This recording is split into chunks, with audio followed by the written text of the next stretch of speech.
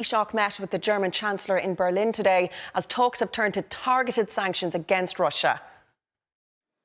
Yeah, that's right. And although Ireland may be militarily unaligned or a militarily neutral country, there is no doubting at least which side in principle Ireland is on in this dispute. Micheal Martin, at his meeting today at the Chancellery in Berlin, alongside the newly appointed German Chancellor Olaf Scholz, was making it very clear that he sees many parallels in Ukraine's struggle for statehood and for international recognition with that of Ireland. The idea of there being a large neighbour nearby for whom it's very difficult then to perhaps distinguish your own self. And he suggested that there was absolutely no doubt as to where Ireland's sympathies lay in this instance.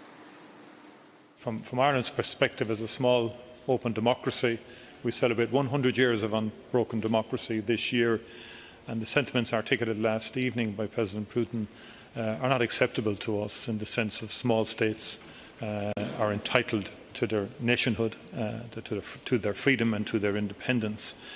And I think the statement creates a chilling effect for many smaller states across the European continent.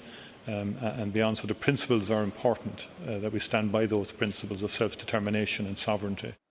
Now, although the consequences to Russia for this incursion towards Ukrainian sovereignty will go on, and you'll hear more about that in a moment, it is worth saying that there's also been some fairly confusing but also potentially some very alarming developments from the Kremlin inside the last hour or so, where the Kremlin has suggested that it may recognise the entirety of the regions of Donetsk and Luhansk as being breakaway territories and therefore might send military personnel towards those areas to defend them. Now, this is very significant because only around 1/3 of those territories are actually controlled by these breakaway Russian-favouring independence movements. The other 2/3 are still de facto run by Ukraine and through the capital Kiev. So if it was a situation that both Kiev and Moscow were both claiming to be defending this particular territory, then the process towards an armed conflict becomes very grave indeed, and very confusing messages today from Russia as to whether it does recognise all of those territories now as being breakaway republics from Ukraine.